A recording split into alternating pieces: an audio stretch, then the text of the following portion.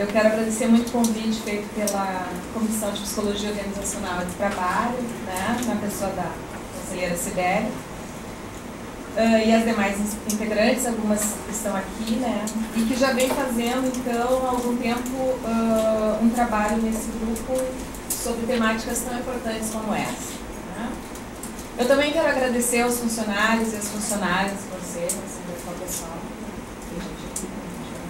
e também aos conselheiros e às conselheiras, né, pelo trabalho que vem realizando frente à atual gestão do CLT, que sempre traz muitos desafios, né, nos toma muito tempo e nem sempre traz muito reconhecimento. Né. Eu já tive também nessa gestão, a professora Graça Jacques está aqui, que é um prazer também, teve na gestão aqui do Conselho, na gestão do Conselho Federal, né, e outras pessoas que são colaboradores, enfim, né, o Giovanni está lá também, né, e nós sabemos que é uma dedicação que nós temos, né, é um compromisso ético-político que nem sempre é reconhecido, né, e que, como os outros espaços, também está muito esvaziado, em certo sentido, porque é muito difícil ter as pessoas trabalhando, né, então acho que a gente tem que reconhecer o trabalho. Então eu quero, né, parabenizar vocês, principalmente pela dedicação e pelas posições importantes que têm sido tomadas em meio a tantas transformações que têm acontecido no país, estado e município, né, e aqui eu vou falar principalmente no município de Porto Alegre, mais especificamente, porque é o município que eu vivo, né, principalmente em relação às políticas públicas, e acho que é um pouco disso que a Silvana falava no início também, né. Então, nesse sentido, eu vou fazer o uso de algumas das ações feitas por esse Conselho, pelo CFP e pelo Sistema Conselhos, para inicialmente traçar um pouco do panorama atual que nós estamos vivendo, onde o tema da nossa discussão, a reforma trabalhista, né, faz parte, é importante, e está no conjunto das transformações impostas politicamente, principalmente nos últimos anos, e mais especificamente a partir da metade do ano de 2016, que vocês sabem bem o que é. Então são lutas sociais que vêm sendo novamente travadas, principalmente a partir de mudanças provenientes do governo Temer. E eu posso dizer para vocês que no meu percurso de vida profissional eu achei que nós não íamos mais passar por isso. Eu achei que as coisas, na sua grande maioria, estavam vencidas, de uma certa forma nós íamos avançar. E na minha concepção, como de tantos outros, nós estamos retrocedendo. Então, todos estes aspectos que eu vou citar trazem grande impacto para as nossas vidas, alguns mais próximos às questões do nosso trabalho e nossas práticas profissionais, e outros impactam a vida da população de uma forma geral e vão contra a garantia de direitos, os dispositivos constitucionais e ou as propostas de atendimento das políticas públicas. Então, eu ressalto, mais uma vez, a importância de nós estarmos aqui discutindo e compartilhando, pensando alternativas conjuntamente. Muitas vezes nós estamos trabalhando, né, na micropolítica dos serviços, no cotidiano dos atendimentos ou nos espaços de gestão, de ensino e pesquisa, como é o meu caso. Né? Então, eu vou trazer aqui algumas manifestações que fazem parte dessa conjuntura que estamos vivendo atualmente, né? E que são manifestações ou notas que foram lançadas pelo Sistema Conselhos. Eu destaco uma primeira, que foi o manifesto sobre o cadastro de professores voluntários e aposentados para darem aula no Estado, em novembro de 2017, que foi proposto pelo governo Sartori. Tá? Mais ou menos na mesma época, o governo municipal de Porto Alegre também sugeriu o cadastro para trabalhadores voluntários da saúde. Eu não sei se vocês se recordam disso. Tá? Vejam bem, eu não tenho uma posição contra a questão do voluntariado especificamente. Tá? Eu acho que as pessoas querem fazer voluntariado, elas podem, né, ser uma prática profissional que é correta, né, se está dentro de uma postura ética, elas podem fazer esse trabalho. Mas o que eu pontuo aqui, dentro dessa discussão, é que eu acredito que não é papel do Estado convocar pessoas para fazerem trabalho voluntário. Né? Principalmente quando nós temos ainda concursos que estão vigentes e as pessoas não são chamadas, né? Ou necessidade de contratação do concurso. Né? Nós temos esse instrumento, nós temos essa possibilidade de contratação, que foi construída ao longo da nossa história na área pública, e o Estado ele se retira desse seu compromisso e convoca as pessoas para trabalharem voluntariamente. Ainda bem que a adesão não foi grande, e algumas dessas propostas foram logo retiradas pela movimentação que teve em termos da sociedade. Uma outra questão também levantada pelo Conselho foi a nota de repúdio da inclusão de hospitais psiquiátricos na rede de atenção psicossocial RAPS, que aconteceu em dezembro de 2017, onde nós já temos uma luta histórica pela reforma psiquiátrica, a luta antimanicomial, e vem uma proposta de inserir os hospitais dentro da rede. Novamente, as movimentações. Eu só vou citar porque acho que é melhor a gente ter mais tempo para a nossa discussão, mas eu queria caracterizar um pouco desse contexto. Há também a discussão da resolução 0199, que eu acho que tomou muita discussão na mídia e ela extrapolou a discussão da psicologia, que é a conhecida cura gay, que foi retomada em setembro de 2017 até o início desse ano, onde foi aprovado pela Justiça que as pessoas podiam fazer tratamento, enquanto que toda uma discussão na área da psicologia era de que não havia cura para algo que não era considerado doença, inclusive pela Organização Mundial de Saúde. Dentro desse contexto também foi lançada a nota de repúdio à morte da Marielle Franco e do Anderson Gomes, que são muito recentes e ainda sem solução. Entre tantas outras mortes sentidas pela população e não tão noticiadas, e a insegurança que vem tomando conta do nosso cotidiano. A gente também tem a nota de repúdio do CRP2 de Pernambuco, que foi a única que eu encontrei, talvez também não tenha tido tanto tempo para procurar, mas sobre a reforma trabalhista, que foi o único conselho que eu acho que se manifestou assim especificamente, e do Conselho Federal, que fez uma publicação sobre as demissões nas instituições de ensino superior particulares e sua relação com a reforma trabalhista. Isso aconteceu no final do ano passado, no início desse ano, que nós sabemos que nós temos tido demissões em massa nas universidades, por todas essas questões que vêm sendo discutidas. Então, não interessa, ter um número grande de doutores e mestres, enfim, porque tanto a educação quanto a saúde viraram uma lógica de mercado. Então, pessoas qualificadas, com grande histórico de pesquisa, reconhecidas, não são reconhecidas institucionalmente. Inclusive, em relação à questão da reforma, quando eu estava pesquisando e olhando esse material, eu já deixo, desde então, uma sugestão que, após esse evento, a comissão possa pensar em publicar uma nota semelhante, se for o caso, e se entender que seria importante, já que a gente está fazendo um evento com essa discussão. Uma outra manifestação que eu considero de extrema importância foi contra a criação, entre aspas, de um novo sistema de saúde. Vocês devem ter acompanhado o lançamento do primeiro Fórum Brasil Agenda Saúde, a ousadia de propor um novo sistema de saúde. Esse evento ele foi organizado então pela Federação Brasileira de Planos de Saúde, com a participação do governo, do Ministério da Saúde, e de diversos deputados e senadores. A ideia central, então, deste evento, de todo esse movimento, é que esse novo sistema ele possa ser gerido segundo os ditames dos planos de saúde. Muito bem. Então, continuando a falar de saúde, que é um dos pontos principais da nossa discussão hoje aqui,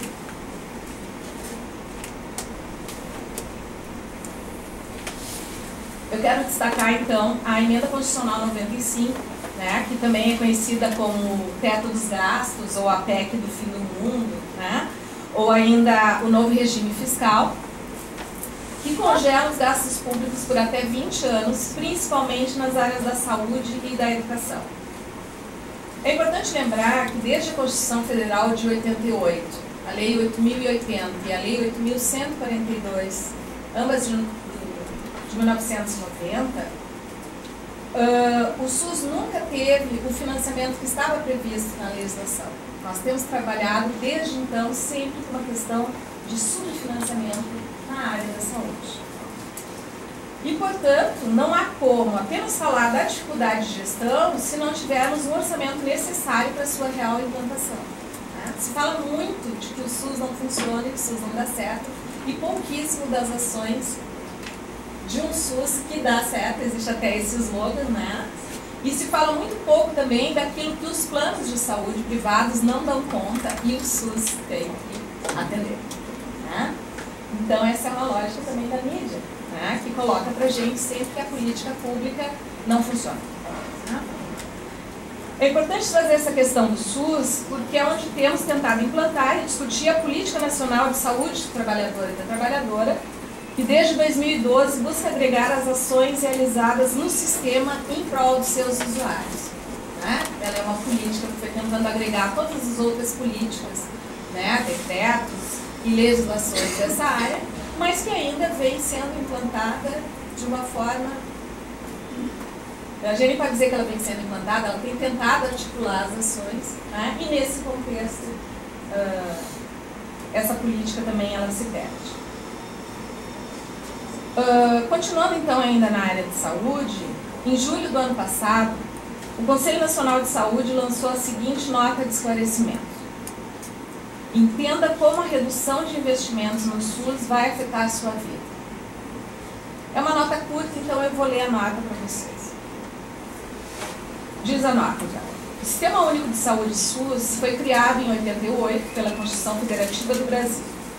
O artigo 196 diz que a saúde é direito de todos e dever do Estado, devendo o governo garantir a redução do risco de doença e de outros agravos e o acesso universal e igualitário às ações e serviços da saúde.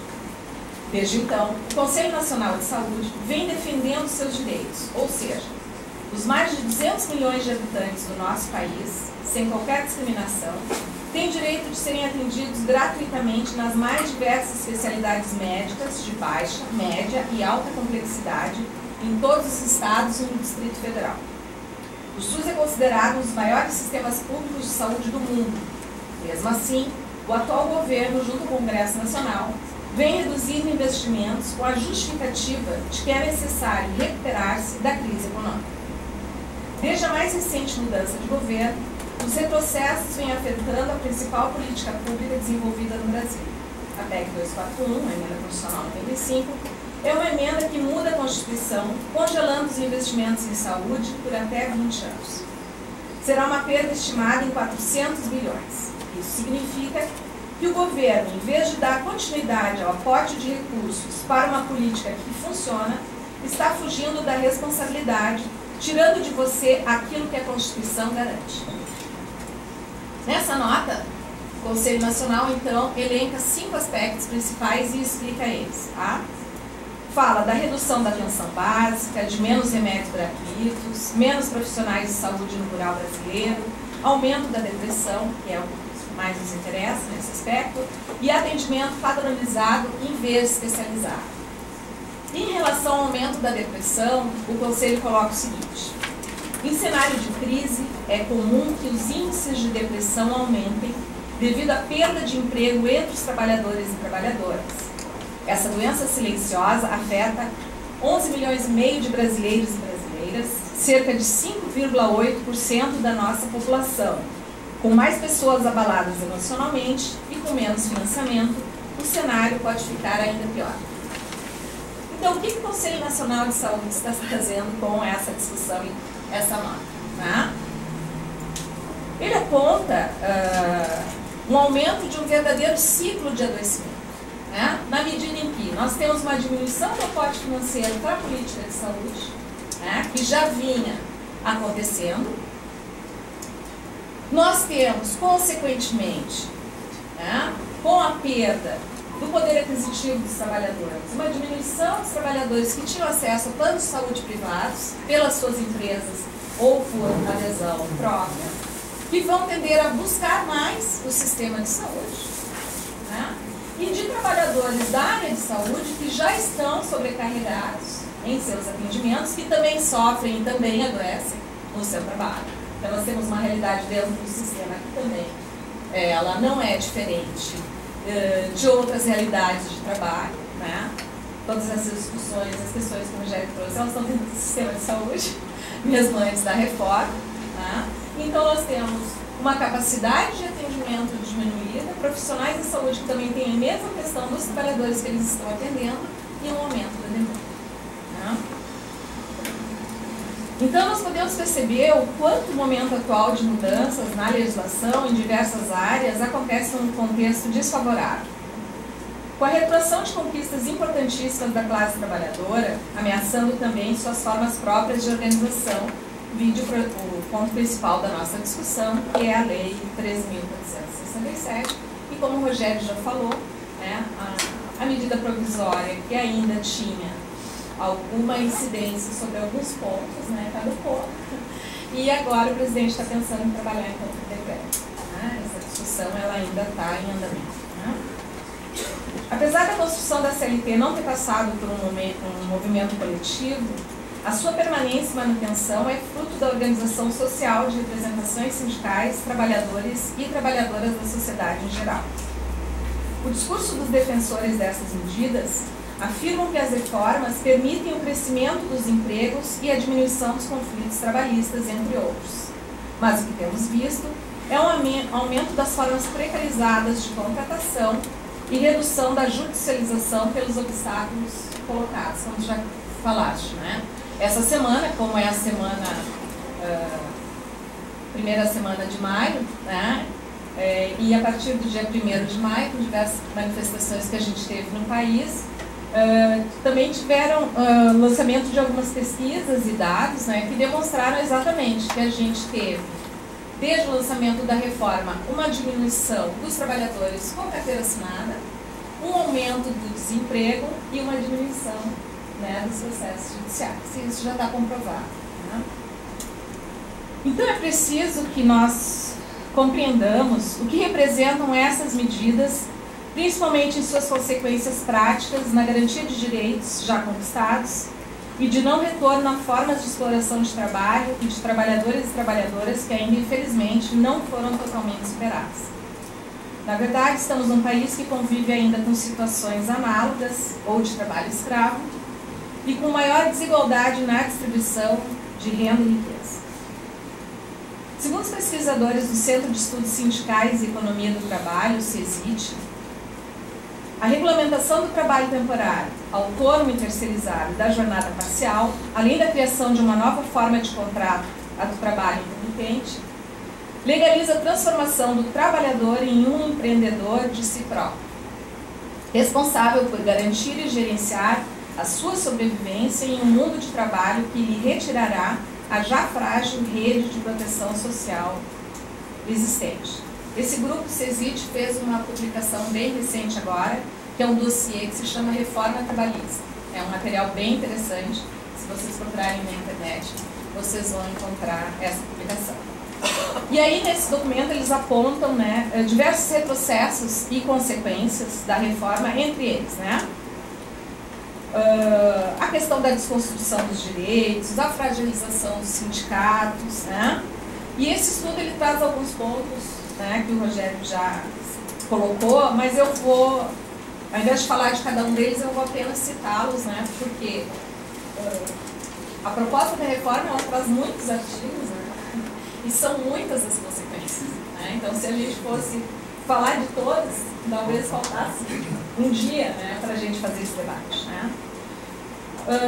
Então, eles enumeram alguns aspectos, e eu concordo com esses aspectos, que são o trabalho intermitente, o contrato em tempo parcial, o contrato temporário, a terceirização, que bem o Rogério falou, e a questão da quarteirização ainda também está muito presente, né? O trabalho autônomo, a flexibilização da jornada, o rebaixamento da remuneração, né, pela negociação direta, as normas de saúde e segurança, a fragilização sindical e a limitação do acesso à justiça do trabalho, todos já citados pelo Rogério, também citados por ele. Eu acho que vale a gente reforçar que há um viés de gênero muito importante nessa reforma, né? Eu estava lendo um trabalho de uma juíza que estava falando que além de nós já termos diversas questões em relação à questão de gênero e raça na legislação, essa legislação ela ainda acirra muito mais essas questões, né? Porque assim, a questão da maternidade, por exemplo, se a gente for falar da situação da mulher, ela é colocada apenas para a mulher, né? Como se não tivesse que ter uma parceria, né? Para se ter um filho, né? As responsabilidades são todas da mulher, né? E a tendência para as mulheres, e ainda as mulheres negras, é uma diminuição maior ainda dos postos de trabalho e da remuneração, né? Principalmente pelas questões da insalubridade e outros, né? Então, hoje é certo que toda a sociedade tem um grande grau de insegurança em relação à reforma. Juristas e pesquisadores da área atestam de diversos aspectos de inconstitucionalidade, né? E creio que ainda teremos muitas discussões, modificações em relação à proposta original. Mas o que é possível, então, verificarmos como consequências para a vida e a saúde dos trabalhadores e trabalhadoras? Que jornadas maiores e a intensificação do ritmo levariam ainda ao aumento do número de acidentes de trabalho e adoecimentos ocupacionais. Outro ponto relevante é que a mudança gera impacto na vida social e profissional do trabalhador. Em que sentido? Com essa jornada imprevisível, né, e as pessoas, de uma certa forma, ligadas ainda mais às empresas, há uma tendência de se limitar à possibilidade das pessoas buscarem novos conhecimentos e formação para saírem dessa relação. Então, elas ficam totalmente atreladas a uma relação que já é precária e se precarizam ainda mais como trabalhadores, né? Ainda a questão da possível terceirização em massa, como o Rogério já falou, onde muitos direitos não serão garantidos devido à precarização das relações estabelecidas nesse tipo de contrato. A negociação direta, então, de empregado com trabalhador, também traz uma grande pressão para o trabalhador, no sentido de que se sente coagido pela possível perda de emprego. Além disso, há um acirramento da competitividade entre os trabalhadores pela exigência de uma maior produtividade e o aumento da jornada de trabalho com a diminuição da entre-jornada, né? Há uma diminuição clara dos períodos de descanso e dos foros da jornada de trabalho, que já vinha acontecendo, mas que agora fica legislado.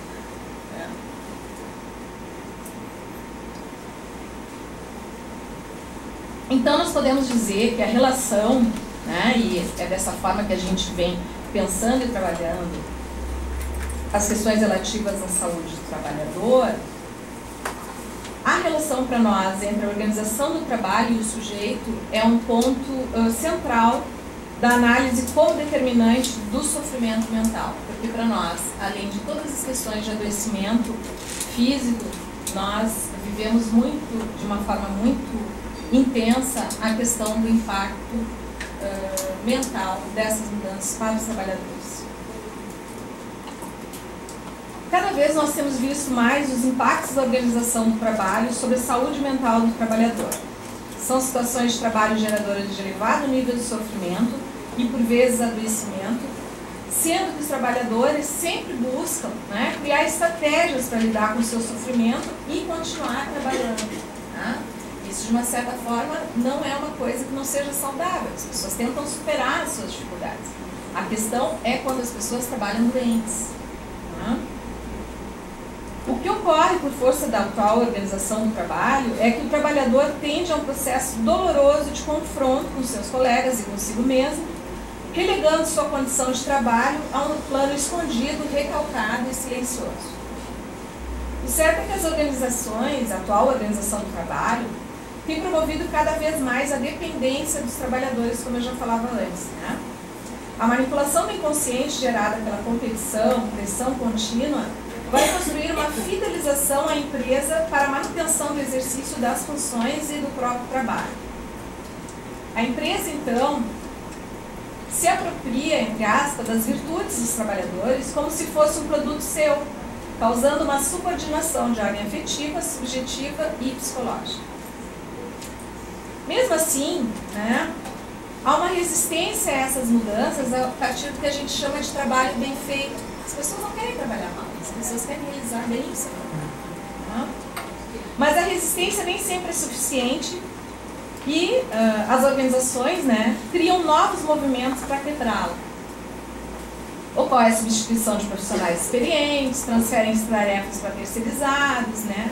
E somado a isso, a flexibilidade, a introdução da precarização generalizada e das demissões, que são, né, mesmo antes da reforma trabalhista, já questões que são presentes na gestão do trabalho de diversas organizações, que tendem a ser acirradas também. Né?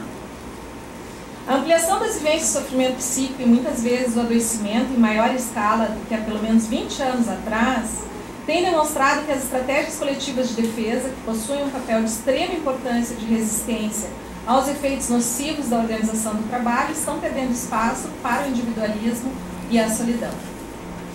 No enfrentamento às adversidades presentes no trabalho e às condições de vida desestabilizantes, os trabalhadores têm de resistir e novamente estabilizar o que se desorganiza. A partir da habilidade, da inteligência, astúcia, os trabalhadores constroem estratégias defensivas que permitem a permanência na normalidade, sem a princípio um adoecimento. O que a gente sabe é que a gente não é passivo, a gente não é neutro em relação ao trabalho. A gente sempre vai construir estratégias para tentar lidar com as adversidades do trabalho e não adoecer. Mas o que ocorre, né? Ocorre que atualmente as questões de solidariedade e cooperação, que são tão necessárias, né, ao enfrentamento cotidiano do trabalho, como recursos coletivos para a manutenção da saúde, estão desaparecendo. Sejam nos espaços de trabalho formais que a gente tem, ou seja disso que a gente está falando, que é um desmonte total da questão dos espaços coletivos sindicais. Né? E a gente já viu essa história em outro momento, aqui no Brasil e em outros países também. Tá? Para que realmente se possa desenvolver esse viver junto, né, viver coletivo, é preciso que se tenha uma atenção e respeito ao outro, o que tem sido substituído pela competição exacerbada, a banalização do sofrimento alheio, a partir das mudanças, evoluções e variantes destes modelos de gestão. Como não é possível construir uma perspectiva de futuro, a perspectiva atual está marcada por ansiedade, angústia e um sentimento de vazio de sentido. O estímulo ao individualismo exacerbado não permite a construção de vínculos, sejam eles na comunidade ou no trabalho. Na atualidade, nós temos dito, nessa área, né, da psicologia do trabalho, que nós estamos vivendo as patologias da solidão. Tá? As pessoas deixam de utilizar os espaços públicos, seja para realizarem discussão do seu trabalho ou de qualquer outra questão que diga respeito às suas vidas, né? E se não há espaço, então, para uma construção de sentido do sofrimento nas relações sociais, surge o desânimo, a decepção e, consequentemente, o desespero. A transformação do sofrimento passa pelo uso da palavra em espaço público de discussão. O que acontece hoje, como nós não temos espaços públicos, as pessoas competem, as pessoas estão sobrecarregadas dos seus horários, elas não falam sequer das suas vidas com suas famílias, mas de falam do seu trabalho. E elas não têm um outro espaço para isso. Tá? A lógica do gerenciamento nos dias atuais é sobrecarregar de trabalho e pressionar moralmente a todos os trabalhadores. É comum a criação de um clima organizacional, entre aspas, de gritos, humilhações, gerando isolamento e impedimento do trabalhador da execução de suas tarefas, inclusive com a subtração das condições necessárias para a realização do trabalho e a comunicação com os demais colegas. Vejam bem, né? A reforma trabalhista traz, inclusive, a proposta de que os trabalhadores sejam responsáveis pelos seus uniformes, né? Eles têm que levar os uniformes, mesmo em condições insalubres, uniformes contaminados, para lavar em casa. Né? Nesse sentido, então, o Rogério já tinha citado isso, o assédio é usado como um instrumento gerencial, tendo a violência como forma de manter o trabalhador submetido e dominado ao que a empresa prescreve e define. Entendemos, então, que a atual conjuntura tende a aumentar as situações vividas no trabalho de violência psicológica, assédio moral e consequente sofrimento e adoecimento relacionados ao trabalho. Se a situação de adoecimento dos trabalhadores e trabalhadoras já chamava atenção e vinha crescendo rapidamente nos últimos anos, a tendência com as mudanças na forma de operar as relações de trabalho é que essa situação piore. As pessoas já vinham trabalhando doentes por diversos motivos e por não terem segurança nem acolhimento para a exposição de sua situação de adoecimento. Dificilmente as pessoas vão falar do seu adoecimento ou das suas fragilidades dentro da empresa. Tá? Elas poderão ser descartadas. Por isso, nós precisamos discutir, então, com os profissionais, muitos deles somos nós que estamos aqui, que atendem na área pública e privada, a respeito de qual o sentido do trabalho na atualidade, por que as pessoas adoecem pelo trabalho e o que podemos fazer quando nos deparamos com os trabalhadores que têm essa demanda específica. Muitas vezes, os profissionais da saúde sentem-se paralisados quando o trabalhador chora, relata violência, assédio ou diz ter atentado contra a própria vida. Né? Nós sabemos, apesar de não termos todos os dados, né, e as informações, que nós temos muitos suicídios relacionados ao trabalho. Mas sabemos que essa discussão não é suficiente, apesar de ser um começo, e uma possível ferramenta para futuras mudanças. É necessário também que a organização dos processos de trabalho nas mais diversas instâncias seja repensada e enfrentada para que se opere centrada nas necessidades do trabalhador e da trabalhadora. Eu acho que por enquanto era isso. Eu agradeço muito a vocês e espero que a gente possa continuar conversando. Obrigada.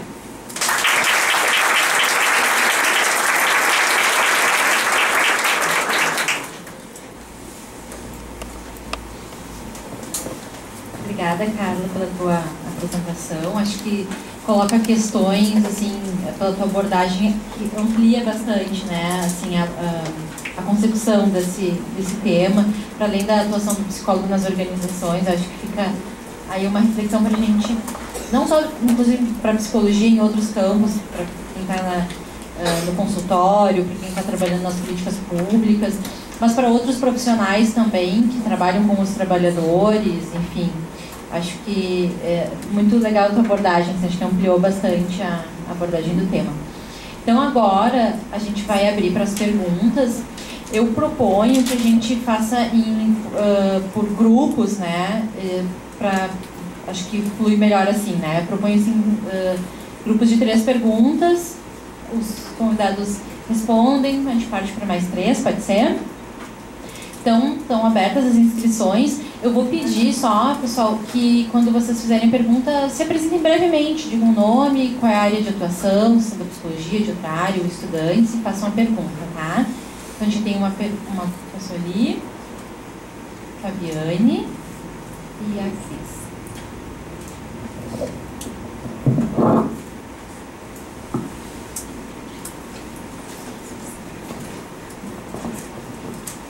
Bom dia a todos, meu nome é Simone, eu sou assistente social de formação. Nos conhecemos, né, doutor Rogério, já de algum tempinho, e eu justamente vou abordar essa classe de trabalhadores que o senhor conhece tão bem, né, que são os trabalhadores das unidades de triagem da coleta seletiva de Porto Alegre, que não tem nenhuma proteção, tá, de relação de trabalho, né, então não entra, eu estou fugindo um pouco, talvez, em relação à questão da reforma do trabalho, porque eles não têm nenhum direito e adoecem, sofrem acidente de trabalho, não entram nessas estatísticas também, e hoje são alvo do governo municipal, diante do seu desmonte que está acontecendo, de uma pressão de perderem seu trabalho, o seu espaço de trabalho em algumas unidades, inclusive, né? E são pessoas que baixa escolaridade, regressos do sistema prisional ou fugitivos dele, que ali fazem o seu trabalho, tiram o seu sustento das suas famílias, e que a gente desconhece, são os excluídos socialmente, né? E tem uma importância do seu trabalho, da sociedade, do meio ambiente. E que eu trago isso só para a gente refletir que o quanto aflige não só quem tem o vínculo de trabalho, mas e quem não tem, né? Era isso aí.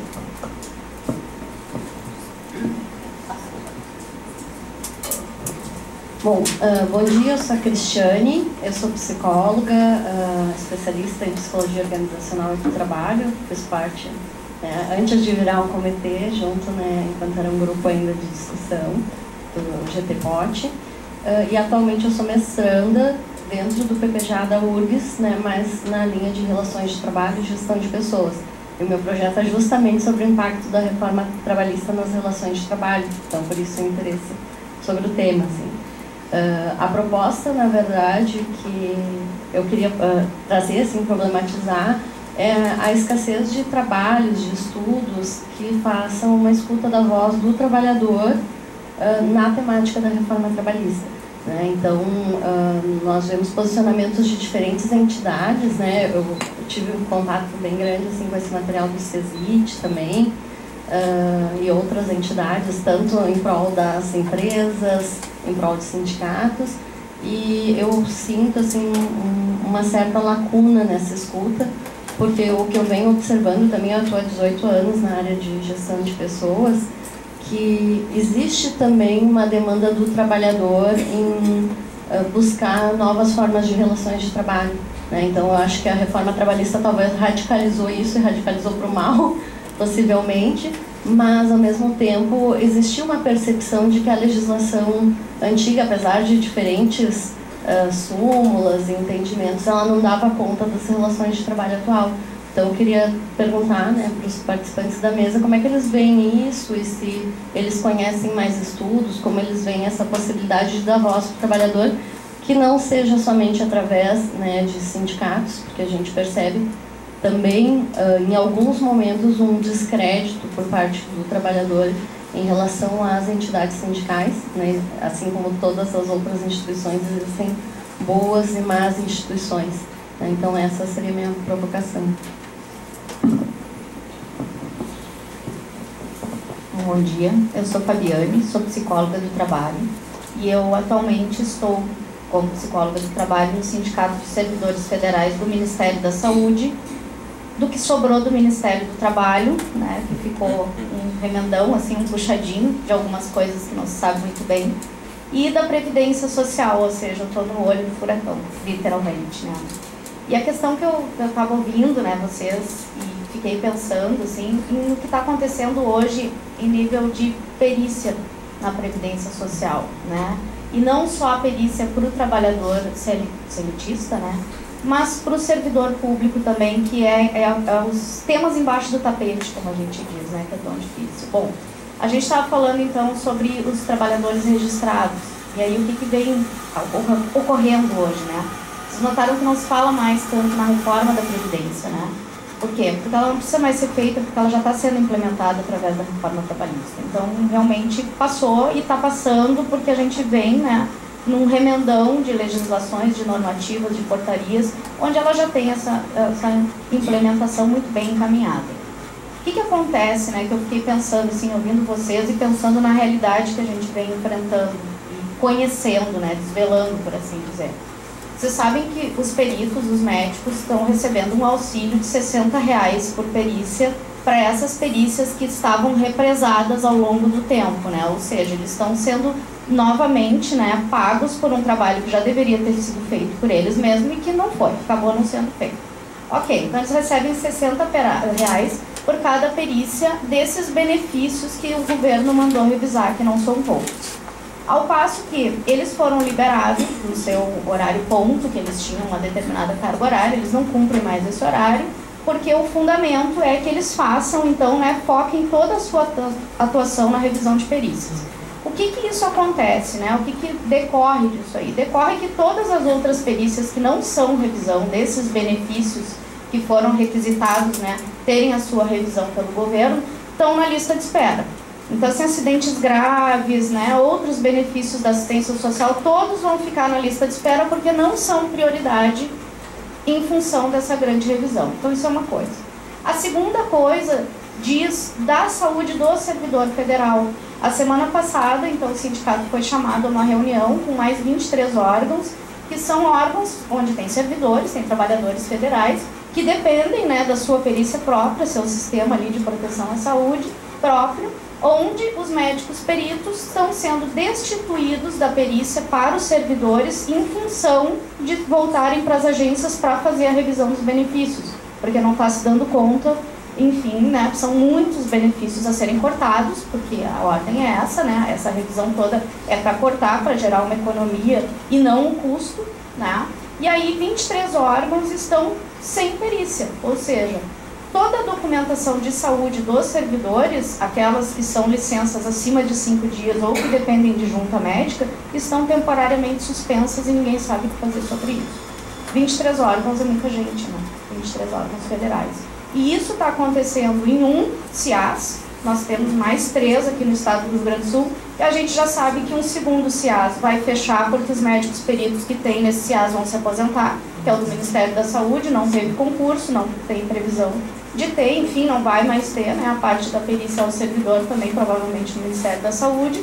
Vai sobrar os das 2 universidades federais, que é a URGS aqui em Porto Alegre e a Federal de Santa Maria, que não fazem perícia de servidores de outros órgãos, porque já são superlotadas com as perícias, enfim, de toda a comunidade acadêmica, que muitas vezes não é só do âmbito da universidade, tem os institutos federais, enfim, tem outros órgãos, né, da área de educação federal, que acabam compondo isso aí. Então eu fico pensando assim, a gente está falando em notificação, trabalhador registrado, nas coisas que aparecem e que já são problemáticas, eu fico pensando também na saúde dos servidores públicos, que é uma caixa preta. Se a gente pede para o município, para o estado, para qualquer órgão federal, acesso a essas informações de afastamento, de doença, de acidente, a gente não consegue. E as respostas sempre são duvidosas, né? Assim, não temos esses dados organizados, não temos sistematização, não temos acesso, enfim, aquela coisa toda, e isso também fica embaixo do tapete, né? A gente sempre fica falando de trabalhador como se o trabalhador fosse o terceiro, né? Aquele lá longe, a gente esquece que nós também somos trabalhadores. Então, assim, eu estou bastante preocupada com essa questão, em função, né, da centralidade do ato médico em todas essas questões que estão aí claramente perpassadas, né, na revisão dessa concessão toda. E outra coisa que me surpreendeu, que, enfim, que a gente, na universidade, a gente estava conversando sobre isso, que apareceu, são muitos benefícios relativos a acidentes de trabalho que na Previdência Social foram categorizados como outro tipo de benefício e que agora estão nessa chancela de cancelamento aí, avassaladora, como o governo vem fazendo, né?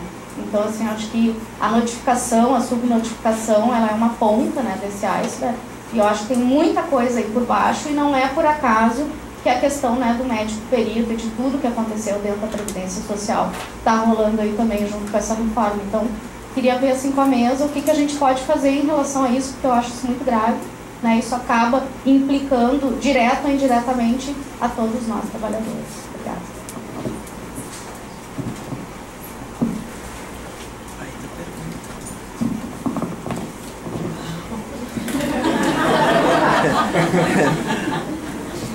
Agora eu queria tomar um cafezinho.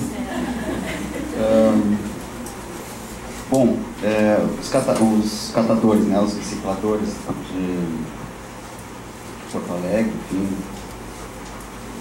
eu tenho uma experiência grande, um assunto que a gente criou aqui junto com eles, o Fórum dos Catadores, enfim, e vem discutindo há muito tempo esse assunto. E há uma clareza em relação a quem são eles, né? Geralmente analfabetos ou pouco alfabetizados, vivendo com um pé na legalidade e o outro na ilegalidade, vivendo com um pé na cara limpa e outro na drogadição. Eles estão nesse lugar. E fazer o que o município de Porto Alegre fez, de proibi-los de fazer a catação, né, ou seja, a famosa lei das carroças, dos carrinhos, proibir eles de andarem nas ruas catando, é empurrá-los para um dos lados. E não é o lado da cara limpa, não é o lado do trabalho honesto, é empurrar para o outro lado. Já estou ouvindo falar em incinerador em Porto Alegre, foca aqui uma notícia, um secretário para visitar um país da Europa, o incinerador é pegar todo mundo resíduo e jogar numa máquina de queima, que não quero ser leveiro, porque não sou estudioso do assunto, mas as primeiras informações são de que esses incineradores são cancerígenos, ou pelo menos não tem 100% de certeza de que não sei. E além de tudo, nós estamos levando esse povo a perder a única fonte de sustento por, honestamente, puro preconceito. Quer dizer, não quero essa pessoa andando porque está estragando a minha vista aqui do meu... Falando dos catadores de ano, né? Esses pontos. E aí nós temos um problema, que é o problema da relação desses catadores com as unidades de triagem, porque as unidades recebem um resíduo coletado pela Cotraviva, né, que é formalmente contratado. Tá?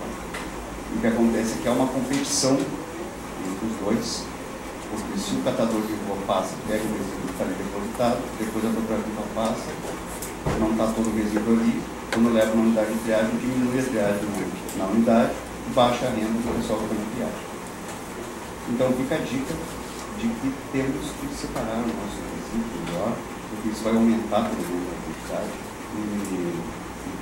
Porque resíduo, todo mundo que trabalha com o tema sabe que o resíduo existe. O problema é que ele grande parte dele está indo para dentro do leão. E isso é um drama. Agora, nós estamos... Os órgãos públicos que fazem fiscalização do mundo do trabalho tinham sempre esse cacoete de focar em empresas. Né?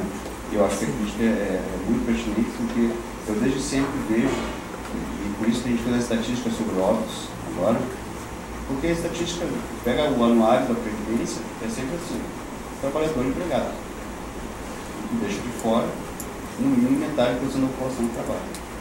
Né? Tem que ver o sistema como um todo.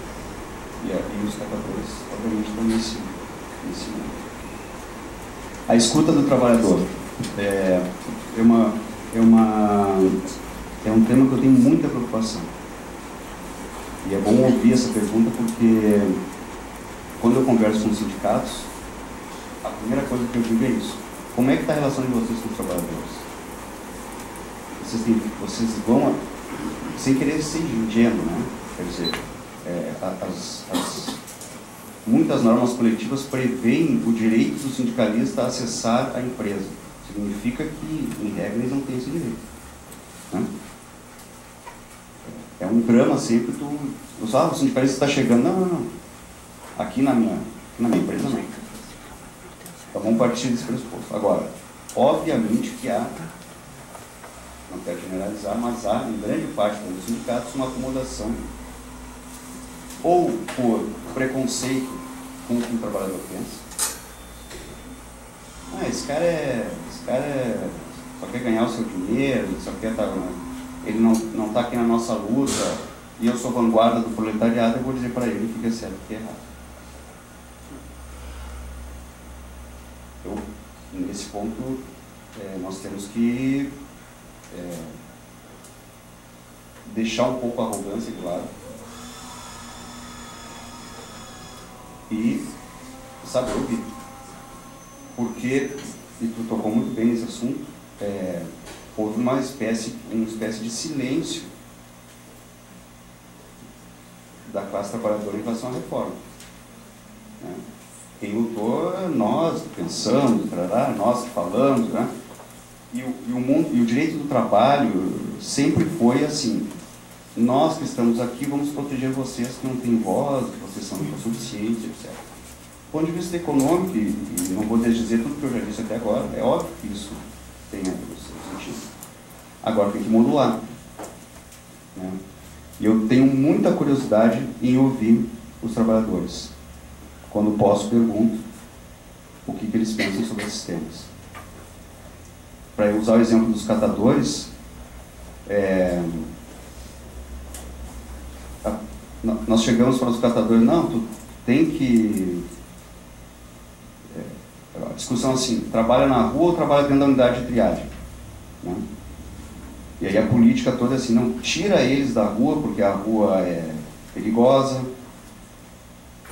a atividade é penosa e tal. Coloca eles dentro da unidade de triagem, lá vai ter uma organização, etc. Eles vão poder trabalhar no sistema, todos juntos, eles vão... Não perguntaram para o catador. Eu perguntei. E eles me disseram, é uma pessoa de 60 anos de idade, que faz catação, e tu não vai perguntar para ele o que ele pensa sobre o assunto? É muita arrogância da nossa parte achar que ele não tem a resposta. Ele me deu uma resposta de 10 segundos. Na rua eu tenho liberdade e ganho mais. O que o senhor me oferece dentro da unidade de triagem?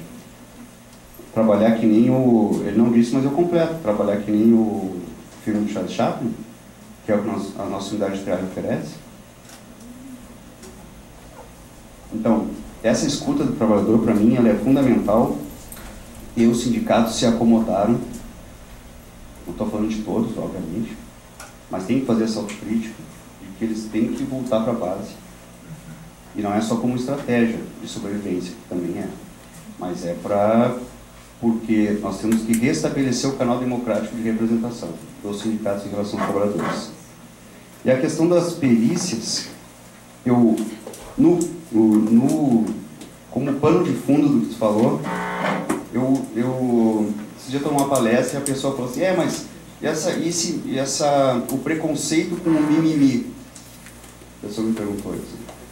Nós temos um preconceito com a fragilidade. Nós dizemos assim, frágil, está te vitimizando. Levanta a cabeça, vai trabalhar, vai lutar contra. E tal. Vocês podem falar muito melhor e eu quero aprender sobre isso. Mas a constatação que eu tenho em relação à realidade hoje é essa. A pessoa que se fragiliza, que adoece no trabalho, é considerado Para de frescura, em resumo. Como que é na terapia do joelhaço, né, do analista de Bagé. É uma sombra que eu vejo que paira na nossa sociedade hoje e que perpassa todas as mentes e todas as ações. Né? Certamente, né, algum perito lá na ponta, se não todos ou a maioria, esse cara está fazendo corpo mole. Enfim, nesse ponto tem mais dúvida do que...